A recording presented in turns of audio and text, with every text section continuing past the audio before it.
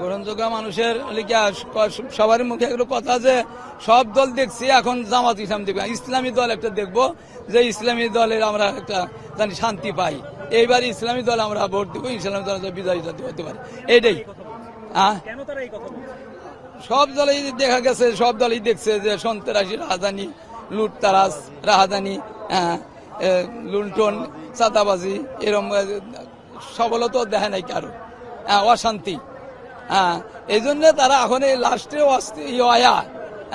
এখন লাস্টে আইছে যে ইসলামী দলে আমরা ভোট দেবো, ইসলামী দলকে দেখবো এবার। আসসালামু আলাইকুম রহমতুল্লাহ বারাকাতু। আমি আমার বিগত সরকার অথবা বাংলাদেশের ইতিহাস থেকে কিংবা আমার লাইফে আমি যা দেখতেছি বা দেখেছি, গত 54 বছরে বাংলাদেশে ন্যায় ইনসাফের কোনো কাজ হয়নি এবং কেউ করতে পারেনি। অতএব আমি যা বুঝতেছি, এ দেশে ন্যায় ইনসাফের যদি কোনো কিছু করতে হয়, বাংলাদেশ জামাত ইসলাম ছাড়া বিকল্প কোনো কিছু নাই। আর এই বিকল্প জামাত ইসলামের প্রতীক দাঁড়িপাল্লায় ভোট দিয়ে আগামীতে এই বাংলাদেশের ভাগ্য পরিবর্তন করার জন্য, ন্যায় ইনসাফ কায়েম করার জন্য, বাংলাদেশ জামাত ইসলামকে সবাই ক্ষমতা আনার জন্য উদাত্ত আহ্বান করা যাচ্ছে। এই বলে আমি আমার সংক্ষিপ্ত বক্তব্য শেষ করছি। আসসালামু আলাইকুম রহমতুল্লাহ। আসসালামু আলাইকুম।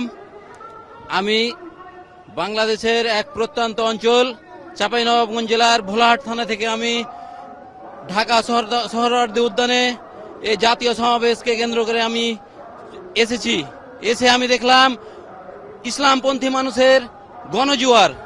এই গণজোয়ারই প্রমাণ করে দেয় আগামী দিন ইসলামের দিন।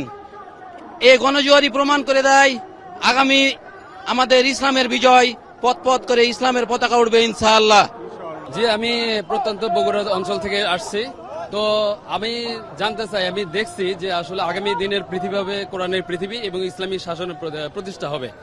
এবং so I mean people in Bengali, so I mean not supporting Sheikh Hasina and Sheikh Mujibur. Sheikh Hasina and Sheikh Mujibur democracy to the death, যেন গণতন্ত্রকে গলা টিপে হত্যা করে এদেশের মানুষের ভোটাধিকার কেড়ে নেয়।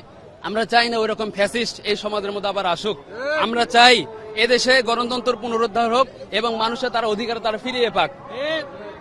এবং আমরা চাই আজকে যে আমরা ঢাকাতে এসেছি, আমরা দূর দূরান্ত থেকে, তা এটাই প্রমাণ করে যে গণজোয়ার আগামী দিনের যে আমরা যে প্রিপারেশন নিয়ে আসছি, তো এটি প্রমাণ করে যে আসলে মানুষ জামাতকে কতটুকু সমর্থন করে বা কতটুকু সিলেক্ট করে বা কতটুকু সাপোর্ট করে।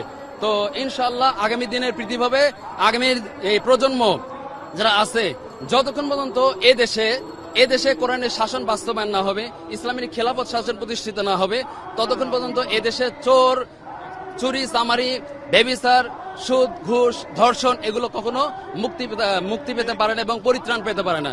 সুতরাং আসুন আমরা দলমত নির্বিশেষে আমরা ঐক্যবদ্ধভাবে আমরা জামাতে ইসলামকে আমরা সমর্থন করি এবং সাপোর্ট দিই।